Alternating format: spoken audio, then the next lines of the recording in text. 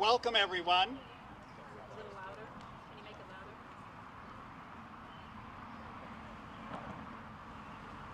Let's try that again. Welcome, everyone. Welcome to the first annual Anne Bradstreet Poetry Contest. This is the award celebration. The Poet Laureate Committee of North Andover is the sponsor, and my name is Mark Bohrer. I'm the Poet Laureate of North Andover. Yay! Good one. Every time I say that, I think I'm like the most surprised person to say it. So, Anne Bradstreet lived in our town at the founding of our town, and the chair of the North Andover Poet Laureate Committee, Jill Barker, is going to talk a little bit about Anne Bradstreet. But I'm going to read some of her words, and this is from her most famous work, The 10th Muse, Newly Sprung Up in America. And it was the first book of poetry published by an English speaker in North America, and it was taken back to London to be published. So she has quite an honor for someone who came to this country as a settler with the Puritans. This is the opening to the 10th Muse. It's called Prologue. To sing of wars, of captains and of kings, of cities founded, commonwealths begun, for my mean pen are two superior things. Or how they all, or each their dates have run, let poets and historians set these forth. My obscure lines shall not so dim their worth. I am obnoxious to each carping tongue, who says my hand a needle better fits. A poet's pen all scorn I should thus wrong, for such despite they cast on female wits. If what I do prove well, it won't advance. They'll say it's stolen, or else was by chance. And oh, ye high-flown quills that soar the skies, and ever with your prey still catch your praise, if e'er you deign these lowly lines your eyes, give time or parsley wreath, I ask no bays. This mean and unrefined ore of mine will make your glistering gold but more to shine.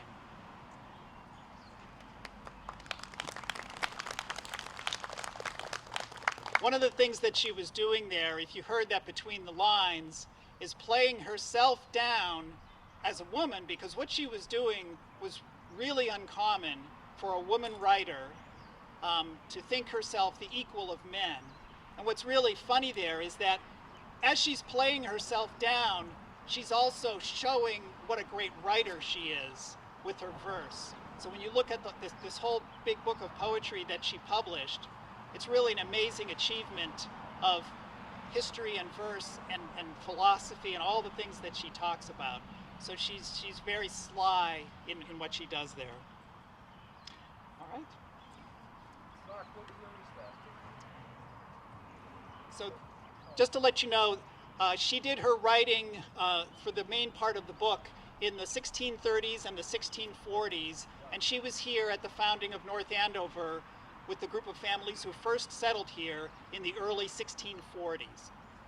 Now I'd like to introduce Jill Barker, the chair of the North Andover Poet Laureate Committee. Hello, everyone. Hi. Wow. It's nice to see you all on this very warm, what appears to be summer day. So thank you all for coming. I want to thank Mark. That was lovely, most apropos words to start our celebration today for the Anne Bradstreet Poetry Contest Awards. Now, can you hear well enough? Is that going to work? Okay. I'm going to read my comments. So here we go. As the chair of the North Andover Poet Laureate Committee, I, along with the committee and North Andover Poet Laureate Mark Bohrer, want to welcome you all, and we want to welcome especially our contest winners and their families. Glad you could join us here today in celebration of poetry. Lest I tempt the fickleness of the poetry gods, I would say that they are with us today, considering the weather is still holding up, and surely our country's very first, albeit unofficial, poet laureate, Anne Bradstreet. I'm sure she's smiling down on the festivities today. I want to start my comments by announcing that this event is being video recorded. This recording will not be released until all participants have either completed the release form approving use or a statement denying use. Winners will receive a release form in their award envelopes. Students will need their parents to complete the release form. We would appreciate your filling out the form according to your wishes and returning it at the end of today's program to either Mark or any Poet Laureate committee member. Thank you. And speaking of the committee, I'm very briefly going to introduce the current members. The North Andover Poet Laureate Committee, Kline, Marie McAndrew Taylor, Bridget Rowding, Ladika Karnani, who's unable to attend today, but wishes us all well. Jason, right over here. Thank you. Jason O'Toole, and myself, Jill Barker, chair of the committee. Karen Kline's going to give you a brief history of the Poet Laureate Committee after these following remarks. Mark gave you a thumbnail sketch of the history of Anne Bradstreet and the town of North Andover as she lived here. So I may be repeating a little bit. Some of you may or may not know of Anne Bradstreet. She was America's first published writer and poet, and she lived and she died here in North Andover, just steps away from where we are gathered today. Anne Dudley was born in England in 1612 to a wealthy Puritan family who altogether in 1630, along with Anne's husband, Simon Bradstreet, departed England for the New World. They, with Governor Winthrop and other Puritan families seeking to build a new society with religious freedoms, sailed for 2 months on the flagship Ablah, bringing with them the charter of the Massachusetts Bay Company. Within a few months of their arrival, this company of Puritans founded Boston and what was to become the Commonwealth of Massachusetts. After a few years of living in several coastal locations, the Bradstreet family eventually moved inland to hew this piece of wilderness and create their own homestead in this settlement of North Andover. Of course, then it was called Andover. Here in our town, Anne raised 8 children and ran the homestead and farm in this remote settlement, while her husband, Simon, who was to become the last governor of the Massachusetts Bay Colony, was frequently away on government business. So in the occasional, very occasional, free moments of such an arduous life, Anne wrote poetry. She wrote as both an intellectual pursuit and as personal reflection. Of the former kind, her collected writings, which, although intended by Anne to be read only by family and friends, was taken to England, unbeknownst to her, by her brother-in-law. Her work that he took to England eventually became titled, as Mark had mentioned, The 10th Muse Lately Sprung Up in America, by a gentle woman in those parts. Didn't even have her name. And it was published in England in 1650. And by virtue of that, it conferred upon Anne the unexpected distinction of becoming the first published poet in the New World. And the prologue to this work, as you had just heard, was read by Mark to honor our patron poet Anne and to begin the program today. But rather than intellectual poetry today, we are more familiar with her personal poems of family and religious reflections. Her words as wife, mother, Puritan, and, yes, feminist, reach across the 4 centuries from her life here at that time and touch our lives here today.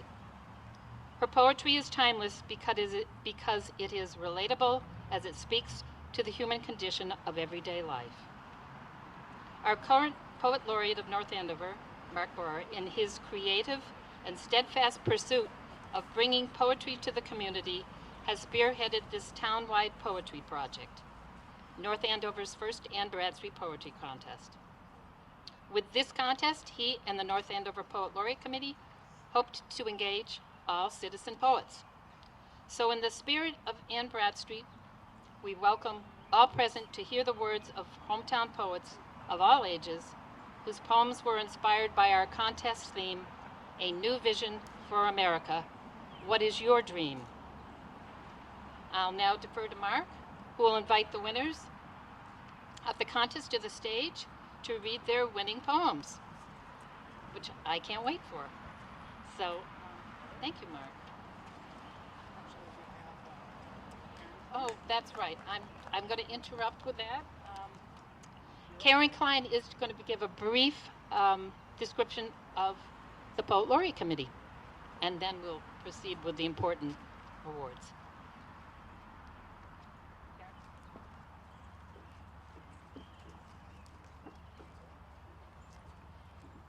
Well, as I say to my children when I start a class, good afternoon. Good afternoon. Try it. You can use outside voices. Good afternoon. Good afternoon. There you go. There you go. I am so glad to see so many people here, and all ages and all stages. Did you know that if you live in North Andover, you live in the Valley of the Poets? You do. We're the center of the Valley of the Poets. Haverhill, Andover, Lawrence. John Greenleaf Whittier, Harriet Beecher Stowe, Robert Frost. So we have pretty much the favorite from Lawrence and the first from North Andover. So it began with Anne, and we continue her legacy today. In 2005, I went to the selects and I said, could we appoint a poet laureate? And this question was, what's a poet laureate? I hear that a lot. What's a poet laureate? And after this program, if you want to talk with a member of the committee or anyone carrying a notebook or anything that looks like they might be a writer, ask them what a poet laureate is to them, because every single person has a different answer. And that's why people, when I say to them, you could be a poet laureate, they say, oh, no, I couldn't, I don't know. Yeah, you could. Okay, and they have their own unique talents and their own unique visions, and that's what we have seen here. Gail Henny she's not able to be here today. She was always on our Poet Laureate Committee until very recently. She's a writer. She's an author of prose. She's a writer of poetry. She is an artist, magnificent sculptures. She is an editor. Everyone asks her to edit. Everyone asks her to judge. And then there were 2 people we had. I don't think they're here. Ken and Nadine, are you here? No. The Kennedine effect. They were the poets laureate after me. And I don't think any town ever has had a husband and wife as the poets laureate of the town at the same time. And when they were doing a performance, they were performance artists and poets. Amazing, amazing work. When they were at Atkinson one day for a program, I sat in the back, the teachers were just in front of me, and then the whole school was in the auditorium. Cafeterium, I guess it's called. And I heard one veteran teacher who's very, very wise she looked at another teacher and said, "This is probably the best performance we've had at this school." I loved that. Loved it. Now, high praise for one veteran professional to two others. That's what that was, and it was true. They earned it. And I have to invite anyone who would like to join the Poet Laureate Committee. We would love to have new members. We might have one right over here. He's volunteered, and he's not going to leave until we get his name, address, serial number, never mind. But if you think you'd like to do it, it's not a lot of work. All ages can come. Anyone over 18, I think it is. Is there an age limit? I'm not sure. But you're welcome. So talk to someone at the library. If you call the library, you're probably going to meet a Poet Laureate Committee member, because they're all over the library. And just tell them that you're interested. Now, this is a poetic moment here, right now. I would like this to become a poetic movement. We need more poetry in the schools. We need more poetry in the world. So please think of helping in any way, and keep writing if you do write. And if you don't, pick up a pen and a paper and start. Nobody is going to judge you. That's why I didn't do it at first. And then that's why I didn't show my poetry at first. And then I got brave. And there's a lady over here who was the first person, Elaine, right there, she's very busy filming. Elaine was the first person who ever said, "I'd like you to meet my friend Karen, she's a poet." That was so amazing when someone called me that. I'll never forget, it was about 12 years ago, 15 years ago. So I thank Elaine very much, and I thank you all for coming today.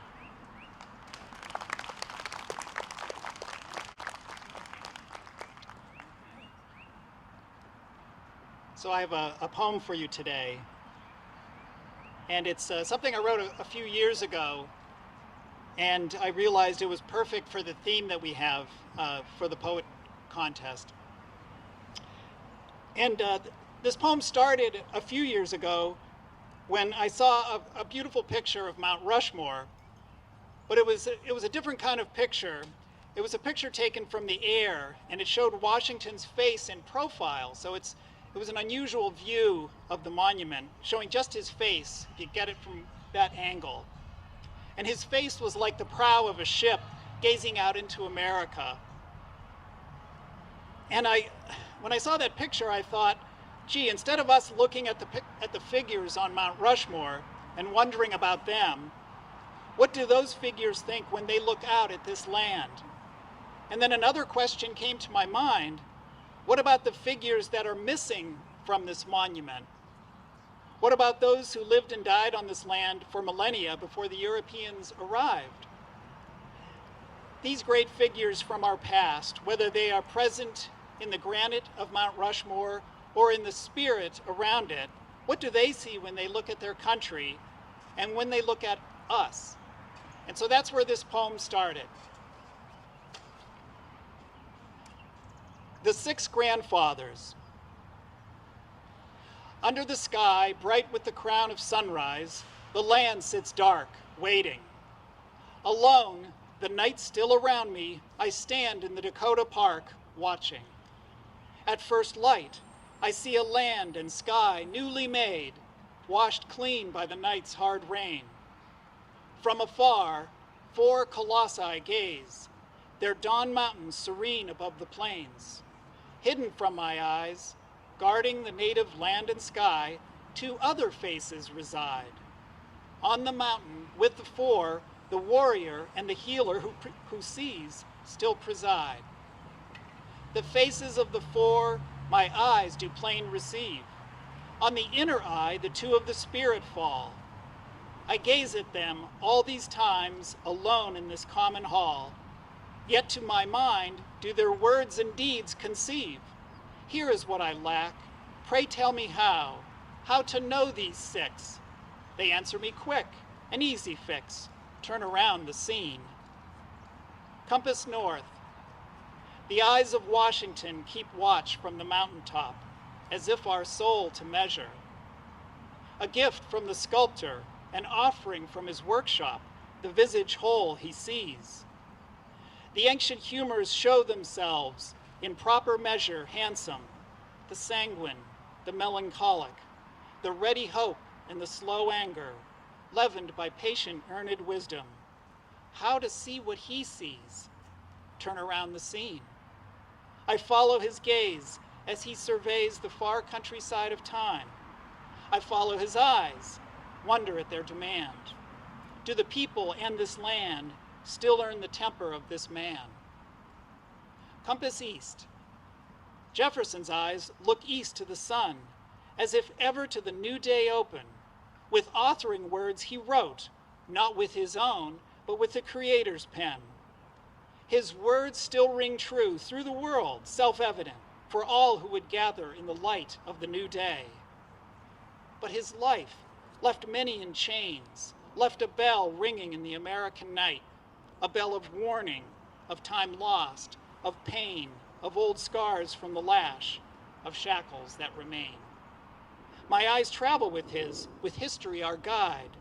On our own core of discovery from above, I fly with the author across the great divide. On my return, I see anew the same land he loved. Our history near, I hear his words echo in me. Standing here, I am left wiser but less happy. Compass south. Lincoln guided a nation through the wilderness of war, our Abraham. I follow his eyes to the south, to freedom, to justice for all, to a new country, the United States. He told us why we fought and what was right. Although his sepulchre journey passed into the night, we have the hope of this man, his still living words eloquent.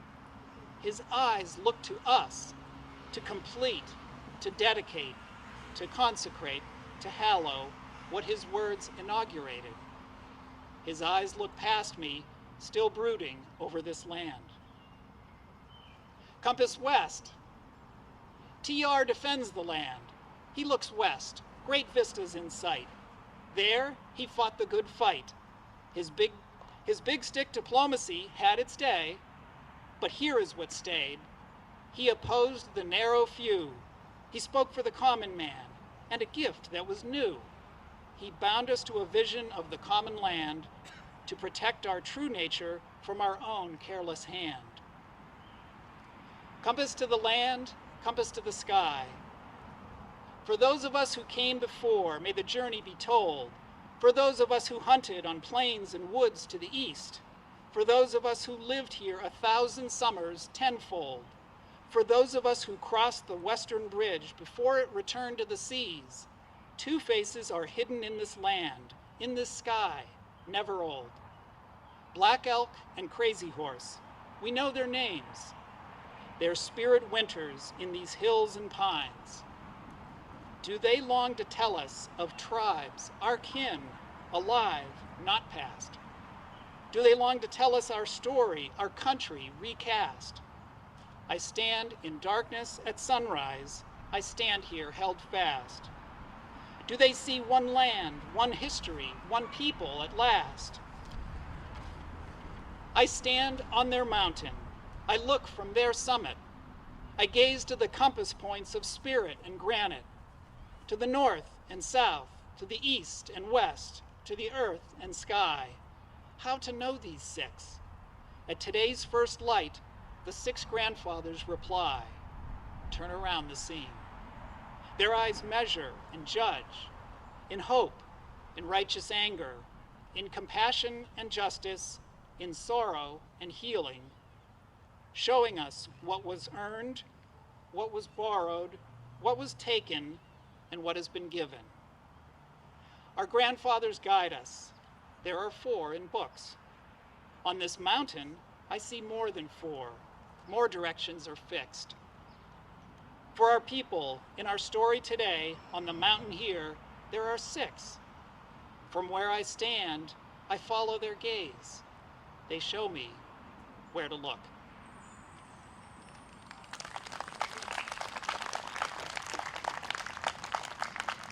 Thank you.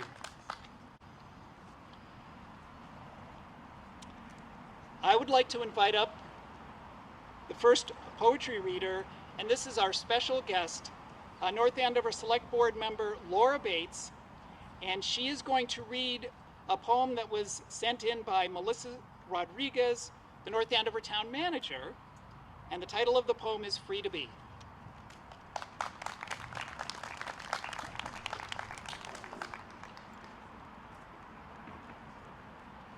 Hello everybody, thank you so much for being here. Thank you to the poets. Oh, I'm too short. Thank you so much for everybody to being here, and thank you to the Poet Laureate Committee for inviting me today. I will be reading a poem from Melissa Rodrigues, our multi-talented town manager. Free to be. Free to be me, free to be you, the freedom to be the you that is true. Heart full of dream, eyes full of hope, all one team, our passion awoke. Sailing together, my hand on your back, better than ever, readying for impact. An ally, a friend, a comrade, a partner, to protect, to defend, to support, and to honor. A silent dialogue with a presence resounding, or an explosive monologue with our presence surrounding. Free to be true, free to be you, the you that is true and known by so few. A voice to be heard, to carry our song, our hearts undeterred, our passion so strong. Thank you.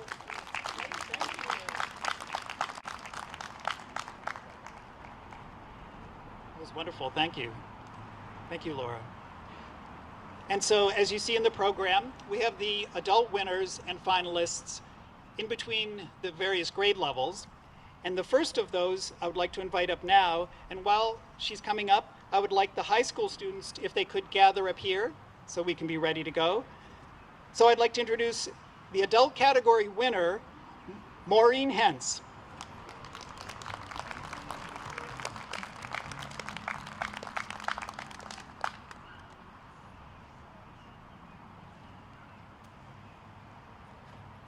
Hi everybody.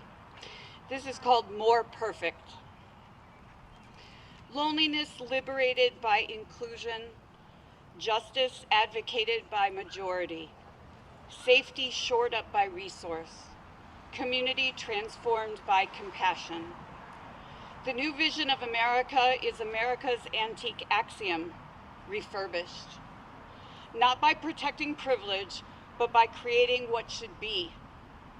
Not by claiming what is ours, but by transforming what should not be.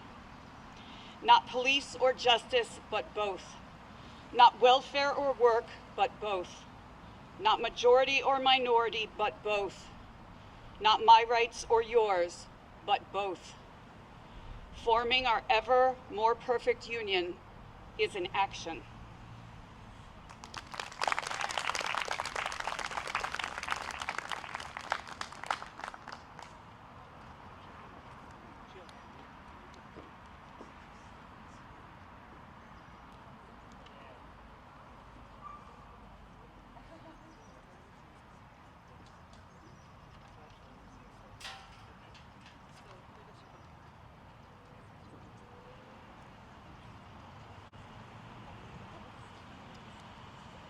And so I'd like to invite the high school winner, Elise Henry, to come up and read her poem.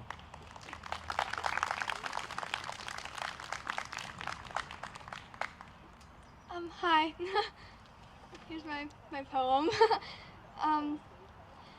Listen to me when I say, I wish that one day I'll be able to wear what I want, that I won't have to be told stop, don't flaunt. Listen to my wish that one day people will understand I am not a toy, I'm not looking for boys, and I'm not doing this for your own joy. Can you listen to me when I say, I wish that I could get treated with respect from every person I meet instead of being seen as beneath?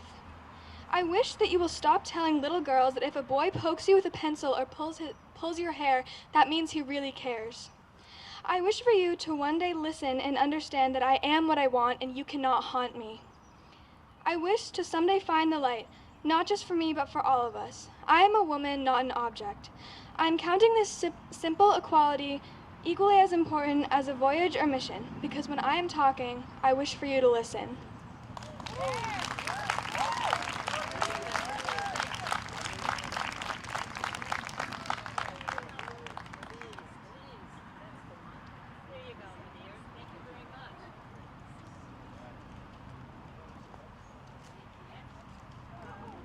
I would now like to invite Jon Plodzik to come up and read.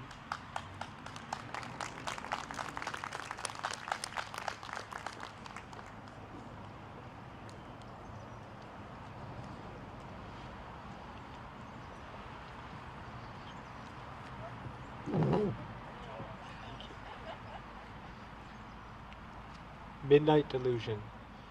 Small atoms in and out of constant dark sea, roaming quietly between the glimmer obscured by the midst of the night. Here on ground I lay still, with that, heavy and seeping through my chest, placed presently, yet waiting. In that time, hours of so, I have forgotten now, for when the sun did return, rising a wrinkle across me through ripple and wood, I would want only to wait for her, the soft moon, to come again. Surrounded by thoughts of loose time and layers of firm oak, I am reminded of living. Amongst placid air and swept bush, and of the roaming trails of my mind, I see clearly where I will be going and where I will lay again. Returning in an instant, the day has begun to recede, glancing through trees' path upon an open field. Vestigial sound emanates from purgatory swamp passage, worn and winded. From distracted attraction of the physical kind, yellow-green tonal, eroded by etched forehead creases and unwashed cloth. Those things of there and here occupy us for eternity. There, in abstraction. The rim of car and lid solidify in brown, shelled over in passing. Decayed by the obtuse, oblong murmurs of the quick and loud hours we spend vaguely. Yet, on fine days of warm blue and deep red, of a deserted quiet, I am met briefly again by the wandering wind, seeking a place to rest.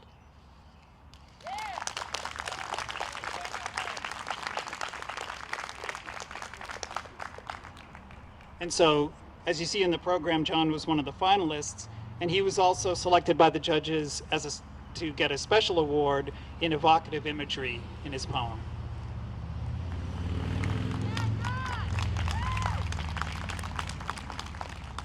Now I'd like to invite the third high school reader, finalist Ablah Maryam Siddiq, to read her poem.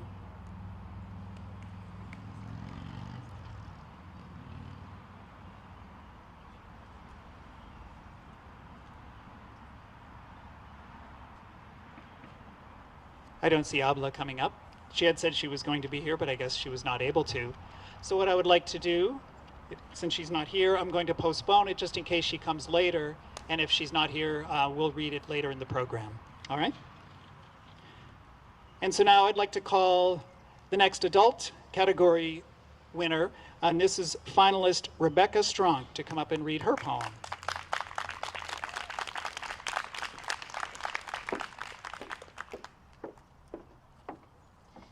I notice, I wish, I promise. I notice a package on a front porch, unclaimed for days. I pick it up and I rap on the door, yellow paint peeling on its surface. While I wait for an answer, I wonder what is inside. A book to pass the time, or seeds for a windowsill garden. A minute or two passes by. As I turn to leave, a wizened old woman pulls back the sidelight curtain. A smile spreads across her face. There's a fiddle of the lock. The door cracks open. Maybe I'm the first person she's seen in a while. I do not know. Dressed in a house coat, print faded by washing. Moccasin slippers on her feet, a cane by her side. Knobby fingers grasping the handle tightly. Sorry it took me so long to answer, she states. I'm not as quick as I used to be. I explain my reason for knocking. A package on the porch, seemingly abandoned, now in the hands of its owner. A deeper conversation ensues, of family and jobs and of favorite pastimes. Strangers just a few minutes ago, we are now no longer. As we talk about our hopes, as we talk about our dreams, the true reason for my visit is revealed. What we both wish for this world, what we both wish for this country, is that people are kinder to each other, that there is less talk and more listening, that kindness and love is spread generously, they are free. A smile, a thoughtful gesture, a compliment, a hug. Although generations apart, our hearts are now connected. A promise is made that I will come by again, and we will talk, and we will laugh, and we will fill our lives with kindness, and always find ways to pay it forward. As I depart, she takes my hand in hers, dry and papery, and gives it a squeeze. A promise is sealed, and my heart is happy. I will be back.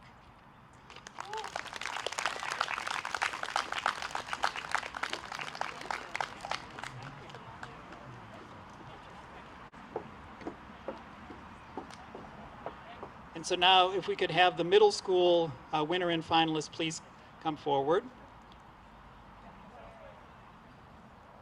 And the next adult category, Helen Picard, you can probably come and get ready too. So the first in the middle school is the winner, and this is Katie Driscoll, grade 8 at North Andover Middle School.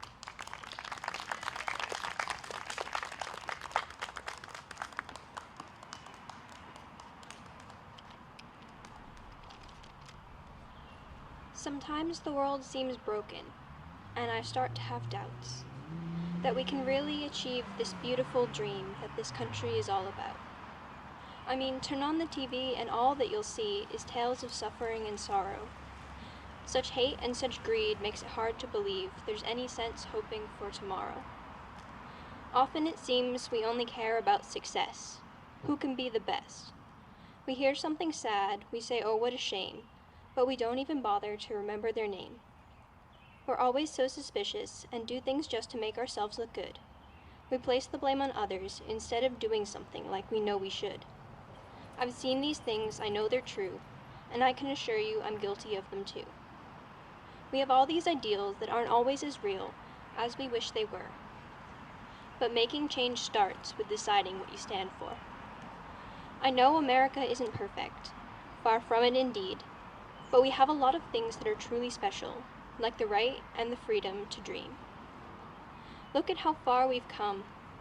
Shouldn't that make us hopeful that however much we've left to do, if we do it together, anything can be done? We can't leave anyone behind, and it will take time and work. But we will find, I dream of the day that we find, a future where we all live in happiness, where no one is ever afraid, where we look into every face and we see love. When the world seems broken, I remember that everything we know today was once a dream. I close my eyes, I dream.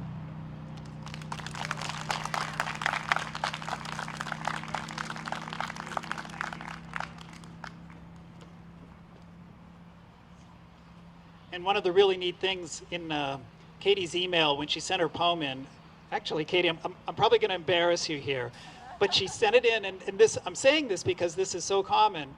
She said, I don't know if it's any good. I can't remember how you said it, and she wasn't, in the email she said, I'm not sure I should send it in, but I'm going to send it anyway. And it was the best poem in the middle school category. She also had seen, I guess when you were in grade school, Katie, you saw Ken and Nadine Delano do a performance of poetry, and she was inspired so much by them that made her pay attention to poetry and wanting to write poetry. So you never know, the great things that you do for students live on in their inspiration, and that's something to remember. And I know that that's what inspires teachers to do their job every day. Okay, so now we have the next middle school prize winner. This is finalist and a special award winner for metaphorical imagination, and this is Jillian Mulatto.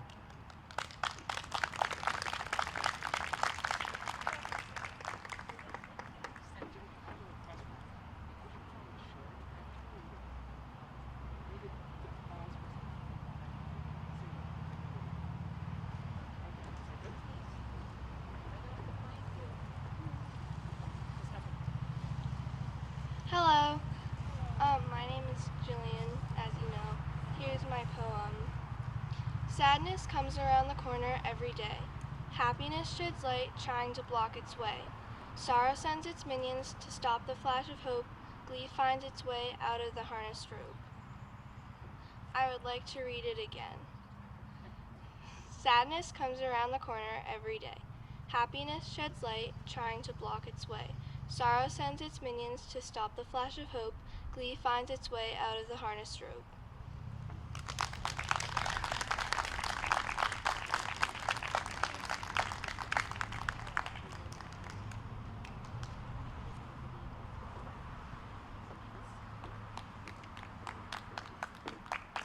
And so what was beautiful about that poem is that every line was a different metaphor of some emotion becoming concrete.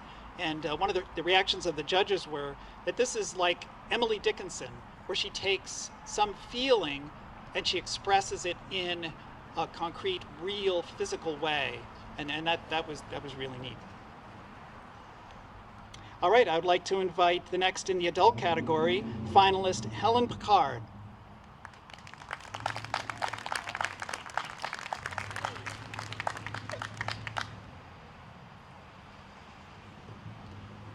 This is great fun. Thank you guys. This is so exciting to have an opportunity to read a poem in public. I've done that at school committee meetings and town meeting and some other silly places, but this is where poetry actually belongs, although I think it belongs all those places. We heard a little bit of the history of Anne Bradstreet and poetry in this area, and my poem is a little bit about other American poets, some before Anne Bradstreet and some after, and some right in front of us now. And it's called Boast Nor Brag. We celebrate Anne, who came to this land and wrote her thoughts in verse. I think about those whose traditions are told, whose arts are spoken and heard. Aztec poems were written down before the Spanish came around. Then Alonso published his epic poem, La Araucana, back at home. Phyllis Wheatley learned so neatly to express herself in English lines. Enslaved in mass, she couldn't ask to publish her mother tongue rhymes. When we look at the past, we learn pretty fast who we value and what we hold dear. My dream for what's next is to broaden the text of the people and voices we hear. Thank you.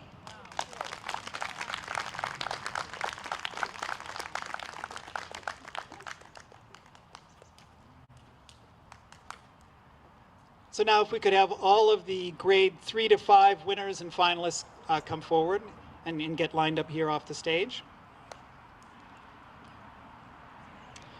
And one of the things you may notice in the program is that we had representatives from almost all the schools in North Andover. And so it was great to see such a wide interest throughout the entire North Andover school community of students. All right, so first in grades 3 to 5 category, we have the winner, Alice Lobel, grade 4, Sergeant. We Will Rise.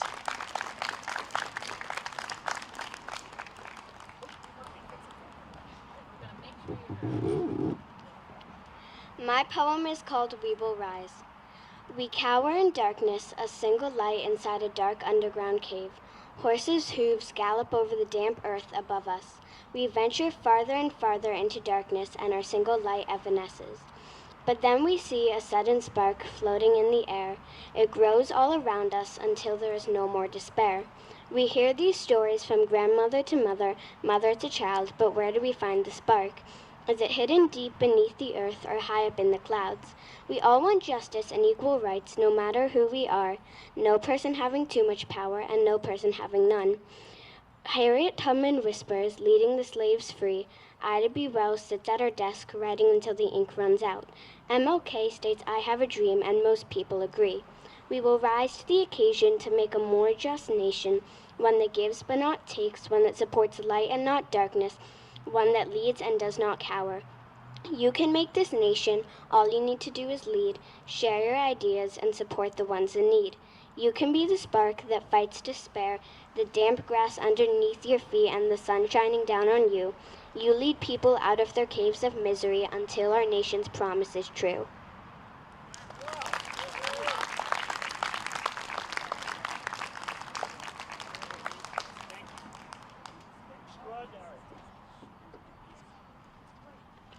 So now I'd like to invite finalist Serafina Cronin, grade 5 sergeant, to read Home.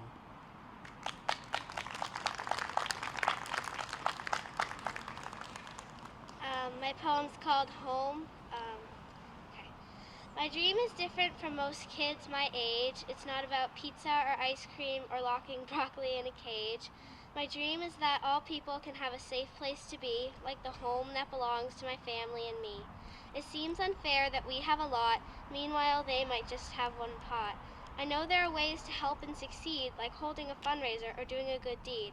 Anyone can help fix this, a madam, a monsieur, a Mr. or Miss.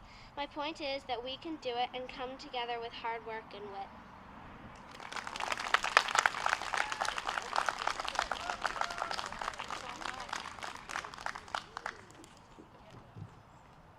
I would like to invite finalist Anisha Jayasekara to come up and read Our Name is the United States of America.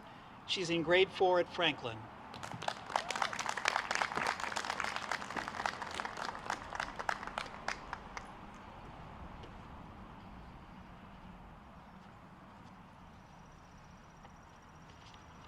My poem is Our Name is the United States of America.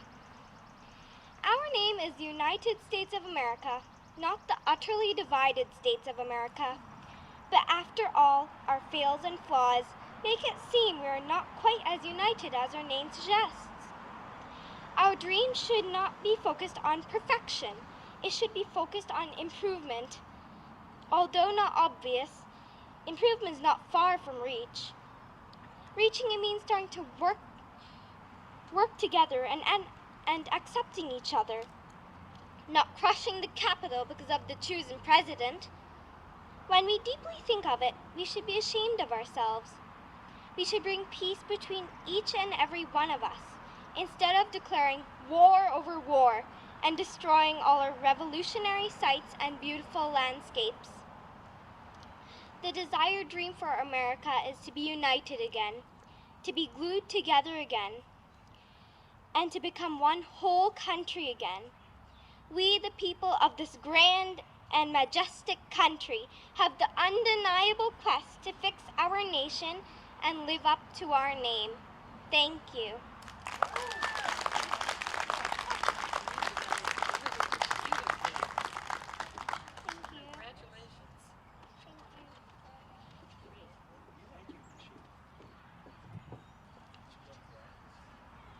And next up is finalist Cameron Kvaternik to read My Dream. He's in grade 5 at Sargent.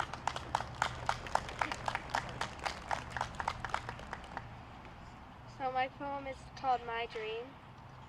My dream is for everyone to be treated right, and I'm trying to understand with all my might why, if they're black, white, or tan, a woman or man will be treated different from other colors or the other gender, because the fight for rights is one we all remember. Let's have harmony and be brave, because this is a country that we can save. Let the flag wave high, because there were lots of bullets that did fly. So we fought for rights, but realization bites. And I realized harmony doesn't exist everywhere, and hateful words cross through the air. So my dream is for love and not hate, and a feeling of harmony that you can create.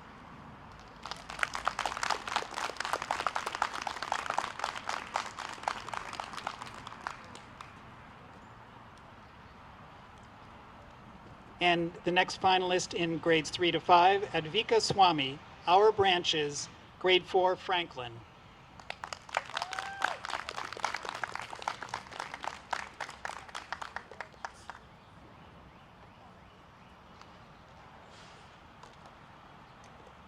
My poem is called Our Branches. The wind howling silently as the branches swish patiently. We're all the same even if you don't see. Skin color doesn't matter, only your heart does. That's what sets us apart, when it should really unite us. We shouldn't judge a book by its cover. We know that we're not all the same, and that's okay. Because by accepting each other and caring for one another, we can make this world a better place. But if you don't, the wind will cause our branches to fall, no matter how much we try to hold on. This is why we'll continue to try. We'll try till the stars shine. Every day, every week, every month, we will try. When we do this, we will soon succeed. We'll rise to the top. Thank you.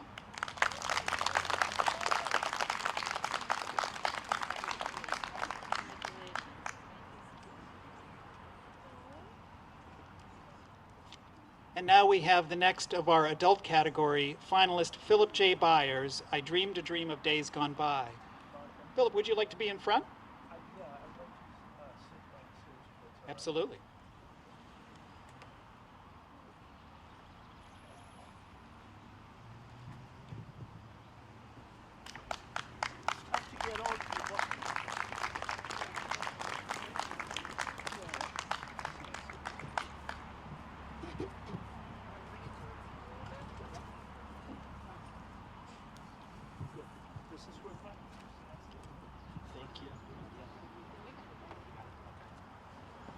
Good afternoon, people.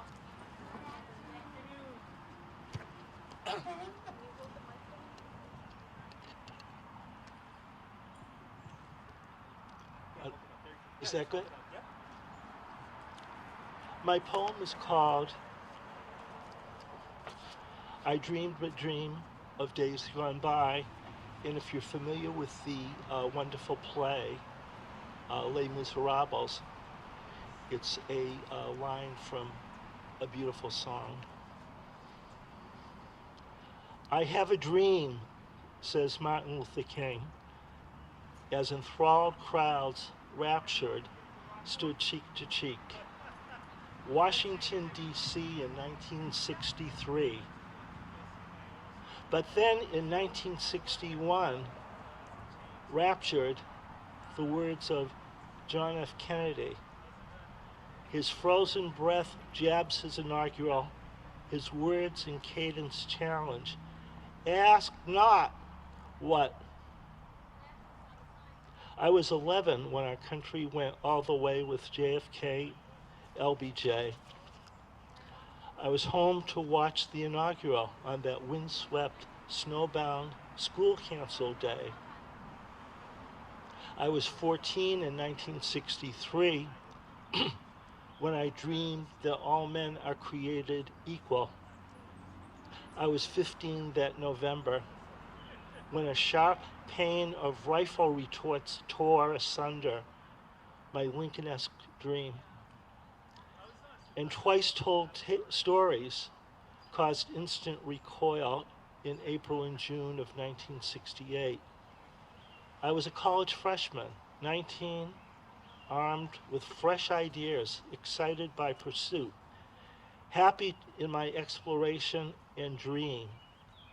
The dream I dream is freedom of speech,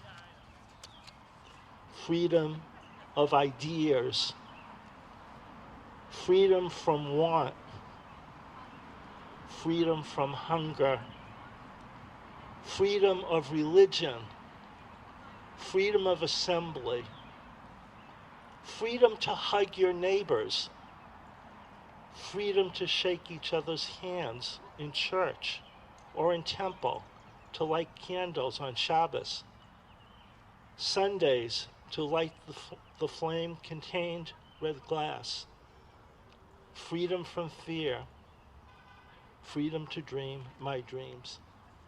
Thank you very much.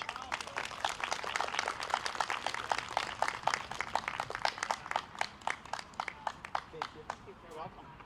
Congratulations. Thank you so much. You're welcome. This is Krista.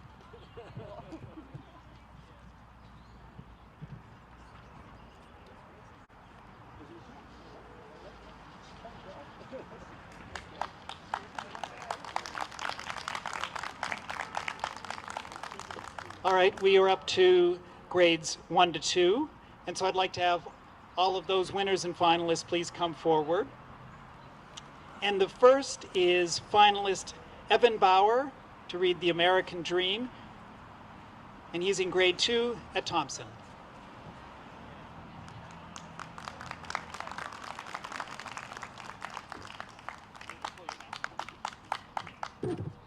I dream an America that is fair to everyone, where people get the same amount of money for work, no matter what their gender is. I dream an America where no people get killed for their color or ethnicity, and no wars. I dream an America that has clean air and water, and no pollution or dumps. I dream of an America where everybody can get a good education and be able to live in a house. I dream of America where everybody gets along and is filled with love.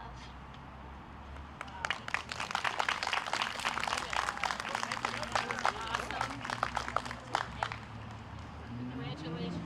Job well done. And now I'd like to invite up finalist Zachary Pelletier, We Always Unite, grade 2, Atkinson.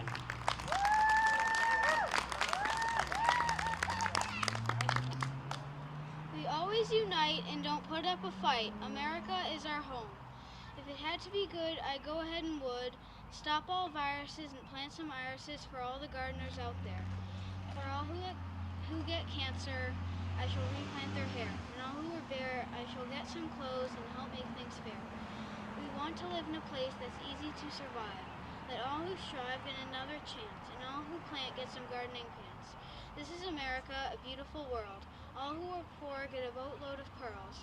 I am generous, and if I use all I have, I'm still happy.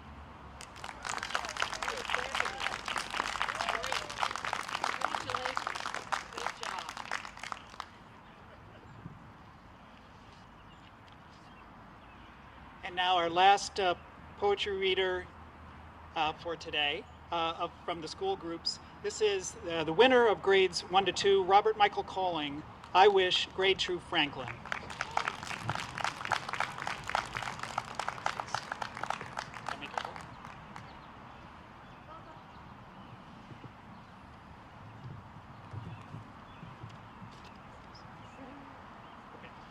Hello, my name is Robert. This is my poem called I Wish.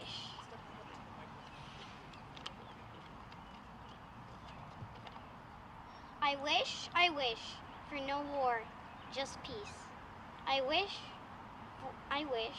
for more justice, also from the police.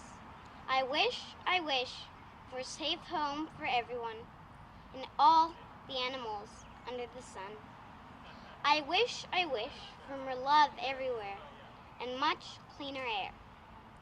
I wish for a bridge to Mars and maybe also fewer cars.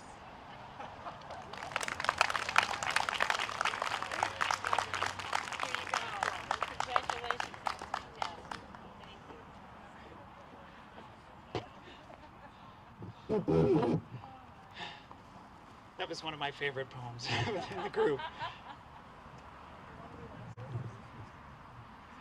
So, yes, I was going to do that.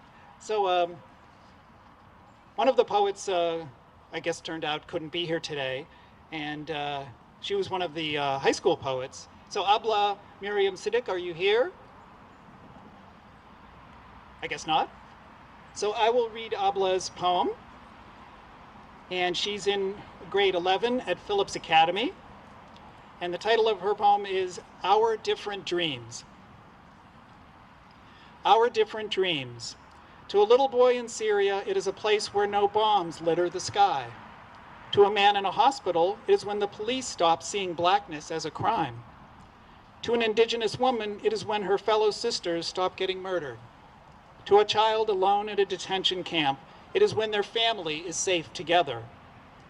To a woman in a courthouse, it is when the man who sees her body as his playground goes away and she reclaims her sexuality. To a man fighting for his rights, it is when his family sees him for who he truly is, not the body he is stuck in. To a high schooler hiding in a bathroom, it is when every loud noise doesn't bring the threat of a gun. To a woman in a hijab, it is when the world stops dictating how she presents herself. To a protester on the streets, it is when the voices that will not silence bring the change that will benefit so many. Peace is a different dream to all of us. Let's fight to make them a reality. Thank you, Ablah. And we had a great group of judges this year. Unfortunately, we forgot to bring our list of judges to thank them. But we had some wonderful community members and poets from the area who participated in the judging. There were something like 14 different judges, if I remember right. So we had a great group supporting our efforts to choose the truly wonderful poems. But I guess the other thing that I think about that was such a wonderful thing, we got around 70 submissions overall, which we thought was a good year for our first year, especially since this is still a COVID year and things were quite challenging in the schools. But I was thinking about all the kids who wrote something, even if they weren't selected by the judges, there were some wonderful things in there. And just the act of writing it down and saying, I can write a poem, I can distill my thoughts into something beautiful, is a great thing to do. And so we're so glad that everyone submitted poems this year.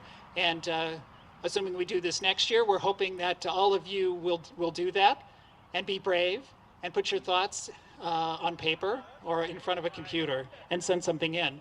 And we'll have a new theme next year. So I guess I'm going to do thanks and appreciation and a closing poem, and we'll go from there. Is there anything else I should say? Yeah. All right, so thanks and appreciation. So Mike Smolek and Smolek Farm, Mark DeSalvo and Karen Kline contributed to some of the little special things that came with each winning and finalist certificate. Includes ice cream and some other things in those envelopes, so thank you. And we do also want to remind the parents that there's a release form for the video. Please, before you leave, sign that, with your preference and bring it back up to us here at the platform. Okay, thank you. That's the video release. And so I have a closing poem about North Andover that I'd like to read before we get to final closing words from Anne Bradstreet, who is our hostess today. So I had the privilege of reading this poem to the select board when I was officially approved as Town Poet Laureate a couple years ago. And it's a little bit of the history about North Andover. A good inland town. And it starts with a little section from a book. And here are these words that preface the poem. In August 1702, Judge Samuel Sewall wrote about his travels to Andover, what is current-day North Andover, and he wrote in his diary, quote, I rid with Mr. Woodhouse and Mr. Smith to Andover, a good inland town and of a good prospect. A good inland town. She shares her name with her British twin, but no ruler here wears the crown, for we are home of the citizen king. Her citizens, now or years ago, famous or not yet so, share in her renown. From strands of bell, bronze, and maker, from mother, muse, and meter, from wool and woven time, from service made sublime, from these we make our rhyme. A.B., the poet, you know her name. She walked to the meeting house, that first simple frame. With words her soul did search, and thus made poetry her church. Simon, the well-known man, the Mass Bay governor, was her spouse. Yet today, the greater fame Anne commands. In 1806, Revere and Son poured the bell, lifted high in the fourth steeple by Captains Johnson and Stevens. In the 1836 meeting house soon it would dwell. When the church was the town, it called from its tower. These tones still carry over tree, town, and wood, but for all people now, it keeps the same hours.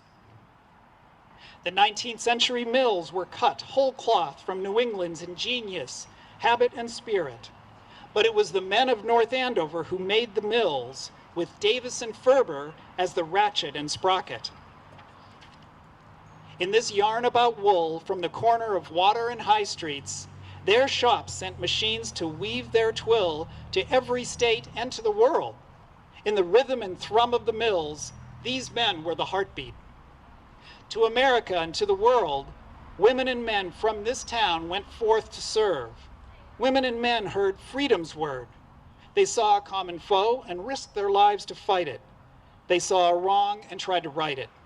And those who paid with limb or life, their families and townspeople still observe. What these men and women gave, may we honor it. In a good inland town, history is not done. No final bell has rung. Her story is still young. Time offers more renown. Those who serve the town, in public place or private space, serve it well, if one must tell, when history and common good are the guide. Then we may go on to say that in a good inland town, and in America today, the voice of the citizen has not died.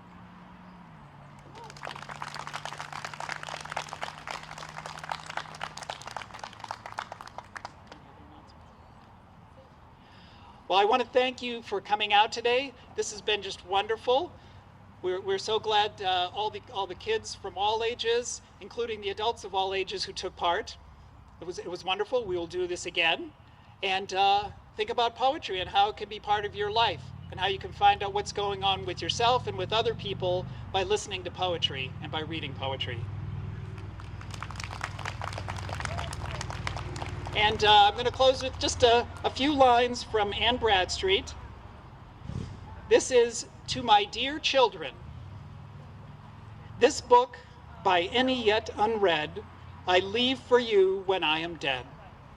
That being gone, here you may find what was your living mother's mind. Make use of what I leave in love, and God shall bless you from above.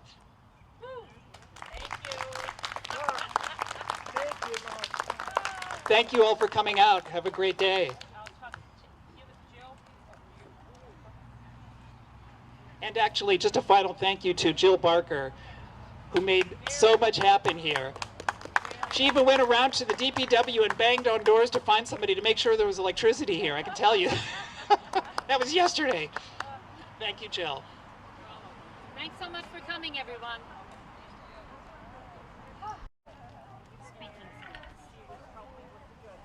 I thought yours was wonderful. Thank you so much for reading.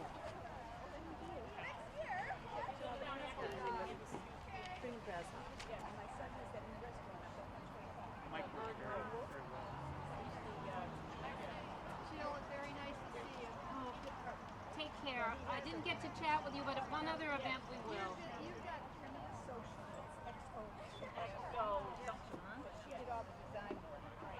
Great job, Dad. What was it? It was really good. I'm glad we got the name right on the thing because I put on one of the envelopes I had it spelled wrong. Jill, can I have my book?